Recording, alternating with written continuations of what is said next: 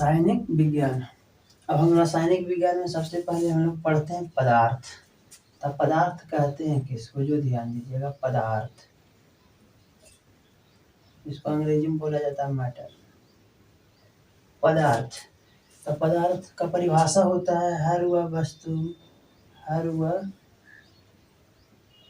वस्तु जिसका कुछ द्रव्यमान हो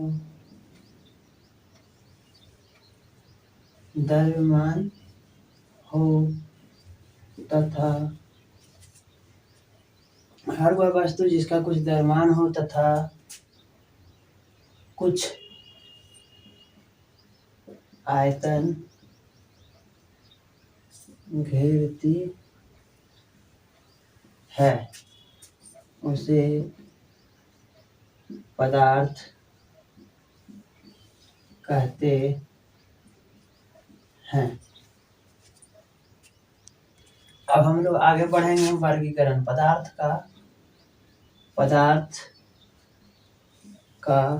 वर्गीकरण। पदार्थ का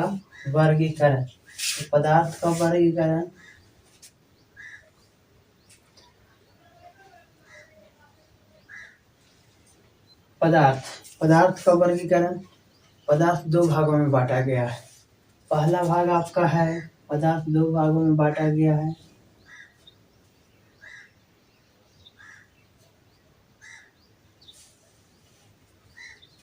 पहला आपका हो गया भौतिक। क्या हो गया? भौतिक वर्गीकरण। पदार्थ दो भागों बांटा गया है, पहला भौतिक वर्गीकरण, दूसरा रासायनिक वर्गीकरण।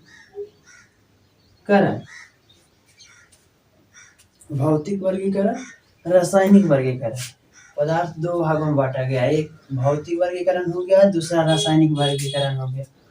हम लोग हेडिंग डालिएगा भौतिक वर्गीकरण। तो भौतिक वर्गीकरण आपका होता है तीन प्रकार का। भौतिक वर्गीकरण जो होता है आपका तीन प्रकार का होता है। एक होता है आपका ठोस, दूसरा होता है आपका द्रव और तीसरा होता है आपका गैस। ठोस, द्रव, गैस। भौतिक वर्गीकरण तीन प्रकार का, ठोस, द्रव, गैस। ठोस को अगर हम देखते हैं तो ठोस का आयतन जो है, ठोस का आयतन निश्चित होता है। ठोस का आयतन निश्चित होता है। अगर द्रव का आयतन हम लोग देखते हैं, द्रव का आयतन हम लोग देखते हैं तो द्रव का आयतन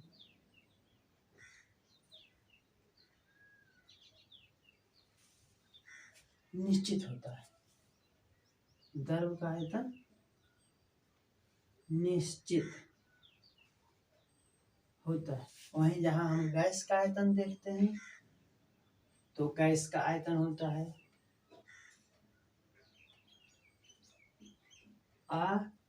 अनिश्चित। यहाँ पर ध्यान दीजिएगा,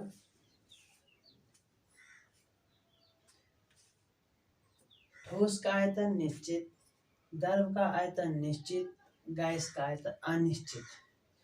अब इसका आकार पर ध्यान देंगे। ठोस का आकार क्या होता है?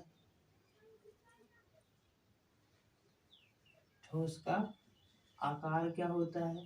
तो ठोस का जो आकार होता है वो होता है निश्चित। क्या होता है? निश्चित।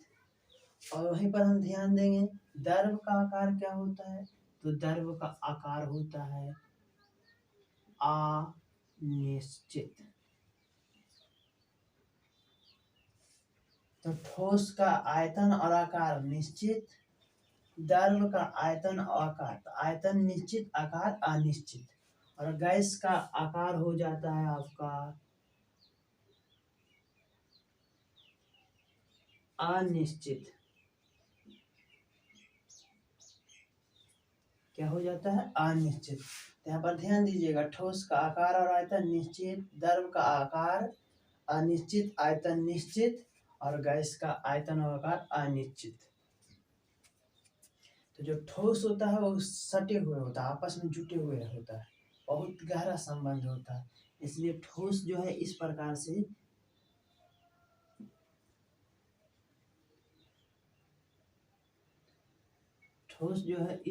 से एकदम पूरा अपने आप में चिपका हुआ रहता है, लेकिन वहीं पे द्रव आपका हल्का हल्का दूरी बनाए हुए रहती है इस तरह से। और वहीं गैस पे आ जाइएगा तो गैस का जैसे लीजिएगा, एक डिब्बी में बंद कीजिएगा तो डिब्बी इतना आकार लेगा।